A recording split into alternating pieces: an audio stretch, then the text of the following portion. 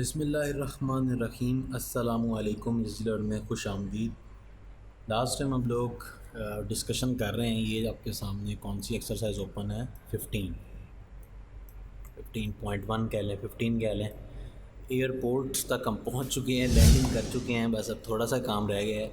यानी कि क्वेश्चन 7 की बात कर रहा हूँ, हमने लास्ट टाइम कंप्लीट किया है। आज 8 और 9 क्वेश्चन को करेंगे।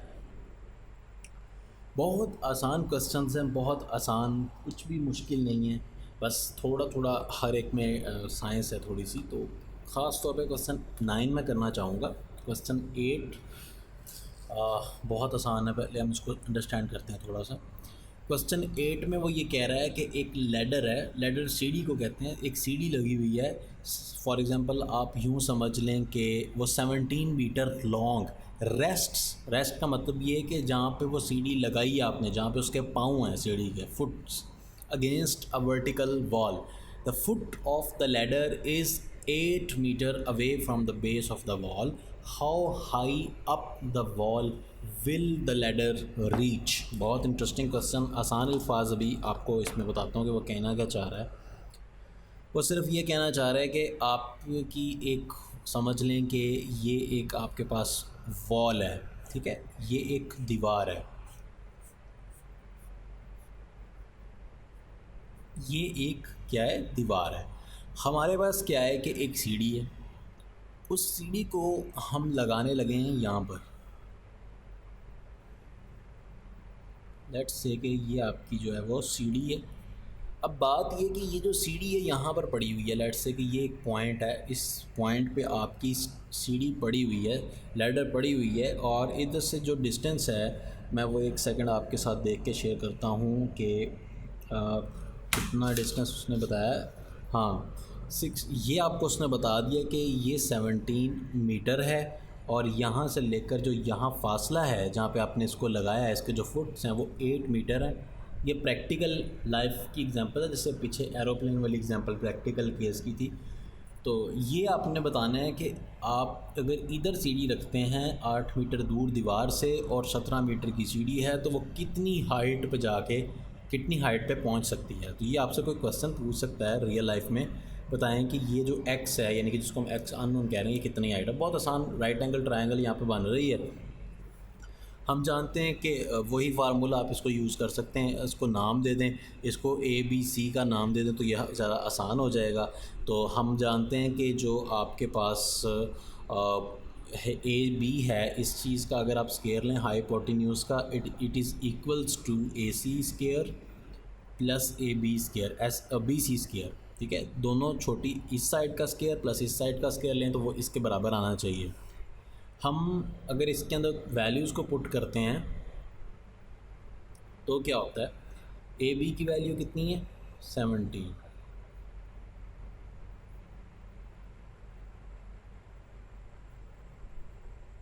ठीक हो गया। हम किस में इंटरेस्टेड हैं, इसमें, तो इसको तो इधर ही रहने दें। ये 8 उधर जाके जो है वो 8 मीटर का स्केयर उधर जाके क्या हो गया, नेगेटिव का। 17 मीटर का जो है स्केयर वो इधर पहले से मौजूद है। अच्छा, इसके बाद आपकी सिंपल कैलकुलेशन है, मैं लेफ़्ट साइड को राइट पे लिख रहा हूँ, राइट को लेफ़्ट पे लिख रहा हूँ, ठीक है, कोई मसला तो नहीं। 17 का स्केयर होता है 289 और 8 का होता है 64। यूनिट्स को मैं इग्नोर कर रहा हूँ राइट नाउ, ओनली न्यूमेरिक्स को देख रहा हूँ। 225 आपके पास एक्स स्केयर आ रहा है। हमें एक्स चाहिए, स्केयर रूट लेंगे दोनों साइड्स पे, तो 15 का स्केयर रूट है 25, और मैं अब यूनिट शो कर रहा हूँ कि ये आ रहा है। तो इसका मतलब ये है कि आपकी जो सीढ़ी है वो 15 मीटर की वॉल तक के लिए काफ़ी है। 15 एक्स कितना आ गया, 15। ऑल राइट, अब हम देखते हैं 9th क्वेश्चन। बड़ा इंपॉर्टेंट क्वेश्चन है। इस क्वेश्चन में ये बताया जा रहा है कि आप अपने अच्छा, अगर आप चलें स्टेटमेंट पहले पढ़ लेते हैं। Student travels to his school by the route as shown in the figure. Find A D, A to D यानी कि शॉर्टेस्ट डिस्टेंस, जिसको आप डिस्प्लेसमेंट कहते हैं, फिजिक्स में आपने पढ़ा है। The direct distance from his house to school. Situation ये है कि आपका जो घर है, ठीक है, कोई स्टूडेंट है और वो यूं स्टार्ट होता है। लेट्स से कि ये जो डी पॉइंट है ना, दैट इज़ अ स्कूल। यहाँ पे उसका मकसद है जाना। लेकिन इस सारे जो ए पॉइंट से उसने डी पॉइंट तक जाना है तो उसको एक रास्ता इख्तियार करना पड़ता है। पहले वो यूँ जाता है, फिर वो यूँ जाता है और फिर वो यूँ जाता है। मान लेते हैं कि वो इस तरह से जा रहा है, ये उसकी डायरेक्शंस हैं। डायरेक्शंस को छोड़ दें, बस आप अपने ज़हन में रख लें। अब हम क्या कहते हैं कि ये आपका जो मोड आ रहा है इसको हम बी का नाम दे देते हैं, और ये जो एक और मोड आ रहा है इसको हम सी का नाम दे देते हैं। वो ये चाहता है आपकी बुक वाला कि आप उसे ए से डी डायरेक्ट अगर पहुंचाना चाहें तो ये डिस्टेंस कितना होगा। इस डिस्टेंस को ए डी को वो कहता है कि आपसे दरख्वास्त है कि आप ए डी बता दें कितना होगा। इस सिलसिले में उसने हमारे साथ कुछ इन्फॉर्मेशन शेयर की है, उसको हम यहाँ से देख लेते हैं। ये आपके पास 2 किलोमीटर का डिस्टेंस है ए से बी से सी 6 और ये 3। मैं ये उधर लिख लेता हूँ। सो ये कितना है 2 किलोमीटर, ऐसे ही था। फिर 6 किलोमीटर बी से सी तक का, और फिर सी से लेकर डी तक का जो डिस्टेंस है दैट इज़ 3 किलोमीटर्स। अंडरस्टैंड। देखें, अब मकसद ये है कि हमने ये निकालना है, लेकिन इसको कैसे निकालें ऐसा पॉसिबिलिटी नहीं है। लेकिन अगर आप इसको ठंडे दिमाग से सोचें तो एक आपके पास ये ट्रायंगल बन रही है और एक ट्रायंगल आपके पास ये वाली बन रही है, ठीक है। और एक पॉइंट जहाँ पे ये दोनों आपस में कट करते हैं इसको हम पी पॉइंट कह देते हैं अपने पास से, ताकि हम ट्रायंगल्स का नाम दे सकें। एक ट्रायंगल बन रही है ए बी पी कह लें, चलें, ठीक है, जो मर्ज़ी कह लें, आपकी मर्ज़ी है, कोई रिक्वायरमेंट है, कोई पाबंदी नहीं है। एक ये ट्रायंगल बन रही है और एक ट्रायंगल दूसरी जो बन रही है वो बन रही है डी सी पी चलें कह लें, या पी सी डी कह लें, डी सी पी कह देता हूँ, डी सी पी। अच्छा, ये दोनों ट्रायंगल्स आपकी राइट एंगल ट्रायंगल बन रही हैं। अच्छा, इंटरेस्टिंगली देखें, मैं आपको एक बताता हूँ बात। अगर आप इतना एरिया निकाल लें, ठीक है, किसी तरीके से, फिर आप इतना एरिया निकाल लें तो आप बड़ी आसानी से इन दोनों को ऐड करके ए डी बता सकते हैं। लेकिन ये एरिया निकालने के लिए आपको आप राइट एंगल ट्रायंगल तो बन रही है, लेकिन उसके लिए आपको ये चीज़ का पता होना चाहिए और ये चीज़ का पता होना चाहिए, यानी कि 2 साइड्स का पता चल जाए। पाइथागोरस थ्योरम के ज़रिए हम इतना एरिया निकाल लेंगे।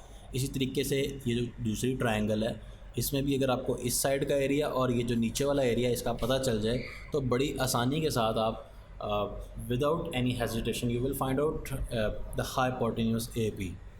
लेकिन अब देखा जाए तो यहाँ पर ए बी तो पता है लेकिन बी पी का नहीं पता, ये भी बड़ा मसला है।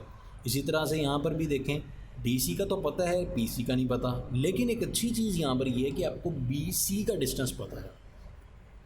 अब हम ये करते हैं कि हम कहते हैं कि सबसे पहले तो हम बी पी और पी सी निकाल लेते हैं ना। तो मैं कहता हूँ कि जो आपके पास है जनाब बी पी, यहाँ से लेकर यहाँ तक का फासला, इसको मैं x मान रहा हूँ। अगर मैं इसको x मान लेता हूँ तो इस हिसाब से जो पी सी है वो क्या बनेगा, देखें, बी सी जो है, बी से सी तक का जो फासला है बी सी, ठीक है, यहाँ से लेकर यहाँ तक, that is actually B P plus P C, ठीक है, B P plus P C. बात समझ आ रही है। अब हमारे पास यहाँ पर बी सी कितना है 6 और बी पी कितना है x। पी सी की वैल्यू इस हिसाब से क्या बनी, 6 minus x is equals to P C. X उधर जाके क्या हो गया -12। इस हिसाब से जो पी से सी है इसको हम क्या कहेंगे 6 माइनस एक्स। अच्छा, चूँकि सारे यूनिट्स क्या हैं किलोमीटर में हैं तो ये जो है ये x किलोमीटर, ये आपके पास जो भी वैल्यू है ये 6 माइनस एक्स किलोमीटर। अब हमें x का पता चल जाए तो हमें ये भी पता चल जाएगी बहुत आसानी से, क्योंकि हम 6 में से वो x माइनस करेंगे तो ये आ जाएगा pc। तो सबसे पहले तो मैं bp फाइंड करना चाहता हूँ। bp फाइंड करने के लिए कोई भी मुश्किल नहीं है। आप देखें कि ये जो 2 ट्रायंगल्स हैं ये मर्ज्ड और सिमिलर ट्रायंगल्स, ठीक है। सिमिलर ट्रायंगल्स किस तरह से हुई, क्योंकि ये देखें, ये जो एक लाइन जा रही है हमें पहले से भी पता है कि जब ये कोई 2 लाइंस इस तरह से कट करती हैं तो उसका ये एंगल और ये एंगल बराबर होता है। फिर ये और ये 2 पैरेलल हैं, इसका मतलब ये एंगल और ये एंगल बराबर हो गया। और फिर जब ये पैरेलल लाइन इसके साथ यहाँ पे मिलेगी तो ये एंगल, और ये जो आगे जाके मिलेगी तो ये वाला इसके साथ, तो ये एंगल भी बराबर, यानी कि सिमिलर ट्रायंगल्स हैं ये दोनों। सिमिलर ट्रायंगल्स होने की वजह से PBA, नाम इसका चेंज कर लें क्योंकि मेरे नोट्स में वो है तो मैं PBA इसको यूज़ करूँगा। वैसे तो ये भी रख सकते हैं, लेकिन चूँकि मैं अब अपने नोट्स को फॉलो कर रहा हूँ, फिर आप आगे जाके इससे पहले कि मैं कोई मिस्टेक कर दूँ, मैं इसको स्टार्टिंग में ही उसी हिसाब से रख लेता हूँ, PCD। ठीक है, ये दोनों ट्रायंगल्स क्या हैं? Similar triangles. अगर ये दोनों सिमिलर्स हैं तो इनकी जो साइड्स हैं उनकी रेशो बराबर होनी चाहिए। इसकी रेशो क्या है? x/x-6 की रेशो बराबर होनी चाहिए 2/3, यानी कि इसकी ये वाली रेशो x/x-6 परपेंडिकुलर बेस और बेस के साथ, परपेंडिकुलर के साथ। यहाँ से आप बहुत आसानी से अब निकाल सकते हैं। x इधर जाके मल्टीप्लाई हो जाएगा 3x, 2 × x-6। ठीक है, 3x = 2x-12। x आपने निकाल लेना, मैं डायरेक्ट देख के लिख देता हूँ, 12/5 आ रहा है। This is actually your BP। और ये अब आपके पास x आ चुका है तो इसको हाईलाइट कर देते हैं, x आ गया। जैसे ही आपके पास x आ चुका है तो ये आपका काफ़ी काम आसान हो गया। आप PC निकाल सकते हैं यहाँ से। PC = 6 - x। x 12/5 है। जब आप इसको माइनस करेंगे तो ये 18/5 आ जाएगा। सिंपल LCM से आप सॉल्व इसको इतना ही रहने दें।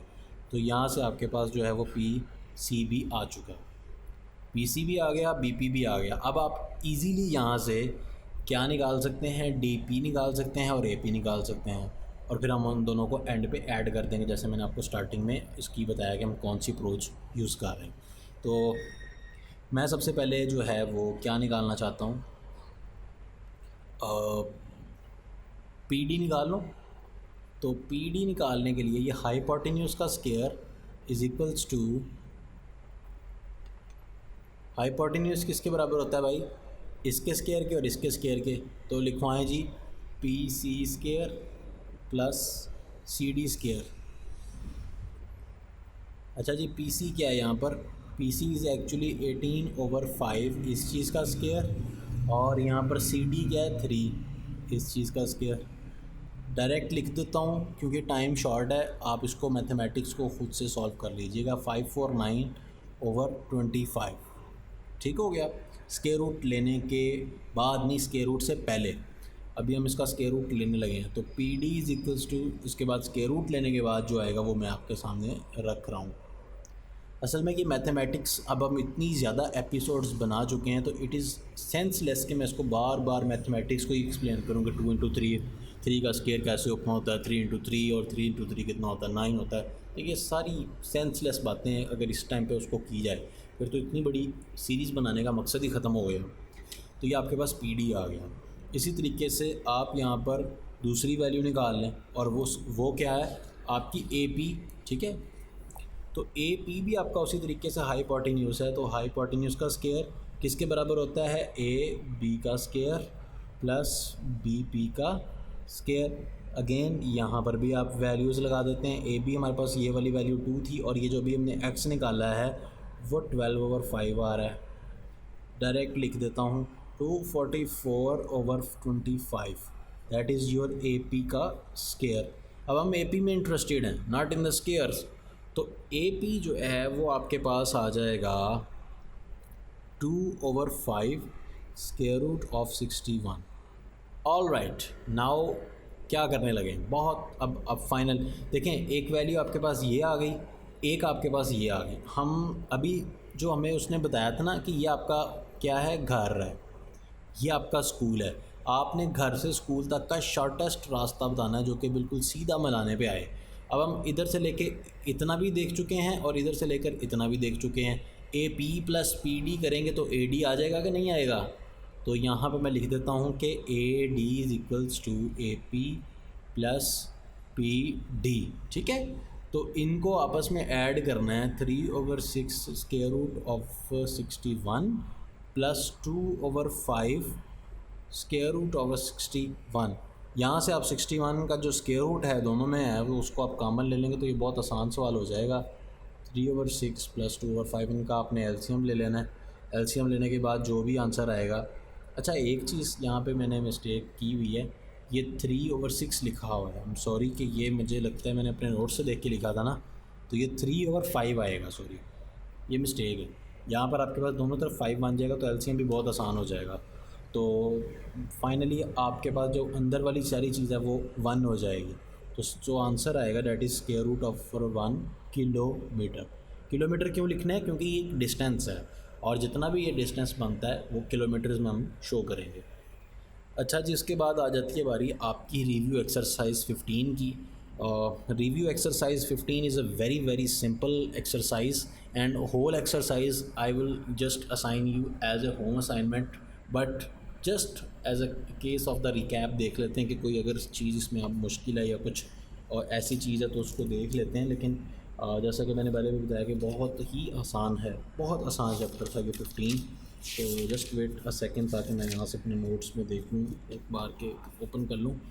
और right, in a right angle triangle greater angle is 90। सबसे बड़ा एंगल ऑफ कोर्स जो राइट एंगल ट्राइंगल होती है, जैसे अगर ये राइट एंगल ट्राइंगल है तो सबसे बड़ा इसमें यही होता है 90। इन ए राइट, तो ये ट्रू हो जाएगा पहला। In a right angle triangle right angle is of 60 होता है, 60 का कैसे फॉल्स हो गया। In the right angle triangle hypotenuse is a side opposite to the right angle. ठीक है, ठीक बात प्यारा, तीसरा ठीक है। राइट एंगल जो होता है ना, ये देखें, ये आपके पास राइट एंगल है और इसके अपोजिट जो होती साइड होती है उसे हम हाइपोटेन्यूज कहते हैं। Fourth, if A B C are the sides of the right angle triangle with C as a longer side. ठीक हो गया। अगर तो सी हाइपोटेन्यूज ले रहा है, लॉन्गर साइड का मतलब hypotenuse, then C square is equal to A square plus B square.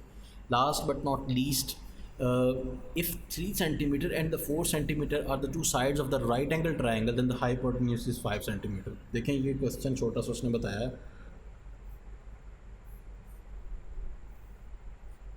अच्छा, वो ये कहता है कि अगर आप एक साइड 3 ले रहे हैं सेंटीमीटर, एक ले रहे हैं 4 सेंटीमीटर, और हाइपोटेन्यूज कितना होगा राइट एंगल ट्राइंगल में, तो बहुत आसान है।